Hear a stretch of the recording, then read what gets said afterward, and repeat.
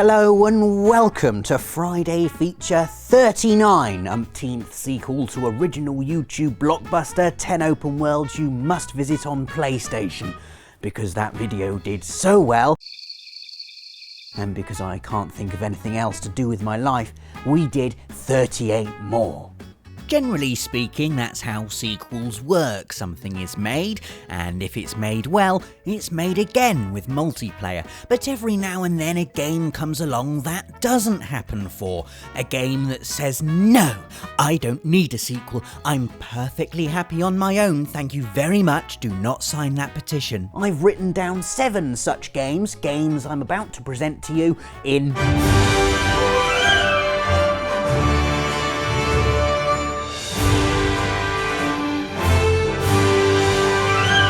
First up is Vagrant Story, a sexy action role-player that won a cult following thanks to achingly cool cinematic presentation, a thumping musical score, and the fact it was a game about a man in strange trousers who went around hitting dragons really hard. It was also formidable, combining sharp difficulty with a deeply esoteric combat system centered around weapon crafting, chain attacks, and a big green sphere that ballooned into existence every time you got your sword out. Why isn't that man fighting back? Why are they talking in speech bubbles? Why can I see his bum? Came the foolish questions of people who just didn't understand. The people who did get Vagrant Story, cool people like you and me, enjoyed a brilliantly dark and atmospheric adventure and clamoured for a sequel that sadly never came. Instead, to make us feel a little bit better, the team behind Vagrant Story made Final Fantasy XII.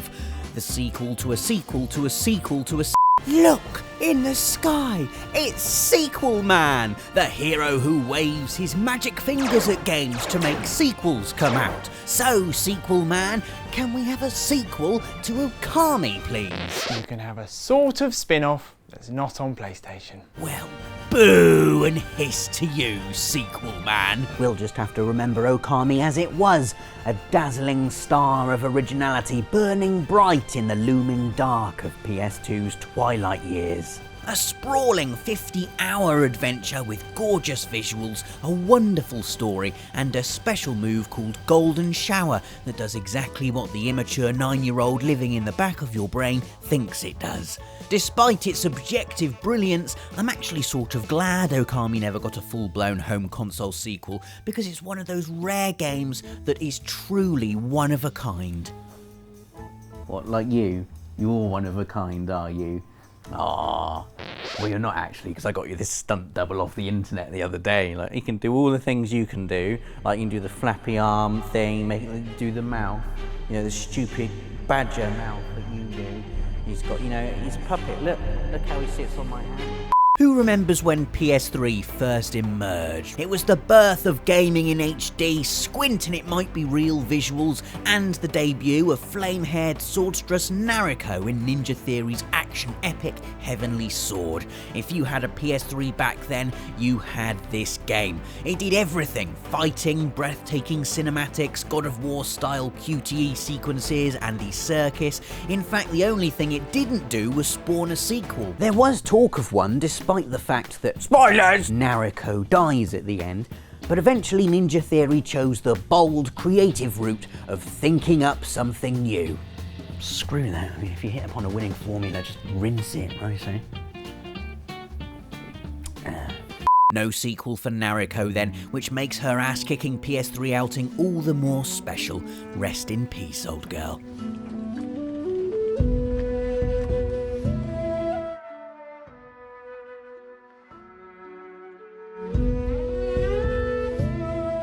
Wedgie!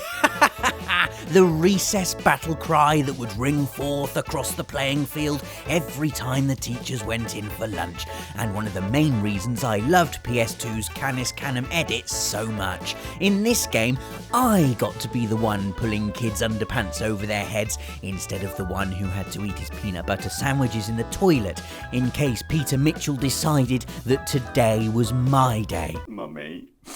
Thank God for Bulworth Academy then, a school where you got to be the cool kid, beat up all the bullies, ace all your exams and ride around town on a BMX. Jimmy Hopkins, the guy I desperately wanted to be, but was too cowardly, too well behaved and too into Magic the Gathering. Jimmy never got a sequel though, meaning we didn't get to see what became of the young scallywag after he graduated. Imagine it would be called Canis Canem College and would be this enormous open world bursting with opportunity until you pick your course, at which point it devolves into a linear corridor shooter full of false hope and stairs that lead to nowhere, before the trilogy is rounded off by Canis Canem Korea, which is set entirely in a locked room with a really low ceiling. Good call actually on not making a sequel, that way Jimmy Hopkins stays young, brilliant and fun.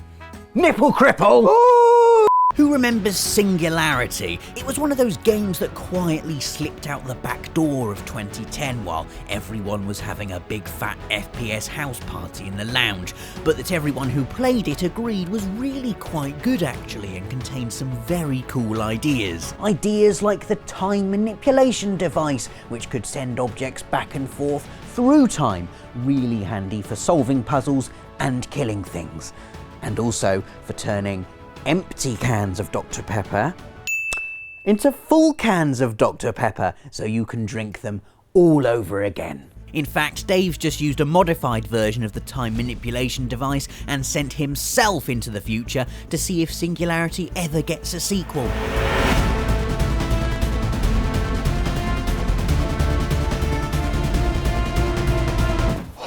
No, it doesn't. Oh. And Snickers bars get even smaller. Oh, for crying out loud. Back to the past now please, Dave. 2005 to be precise, a year that saw the release of quirky cartoon platformer Psychonauts on PS2, a game with a cult following and no sequel.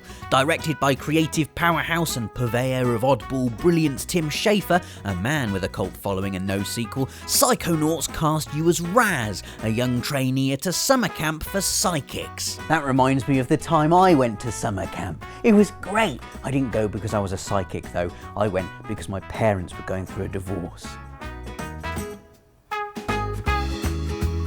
Bulletstorm, that's another great game that never got a sequel, isn't it? You could kick people into man-eating alien plants, swear a bit and get a trophy for shooting people in rude places. It was glorious, unadulterated silliness, with more colour than a carnival of rainbows and more explosions than a carnival of bombs. In fact, let's act out some of Bulletstorm's skill shots. Let's actually make use of that stunt badger that's not here. Where is the stunt badger? Where is the stunt badger, Delsin?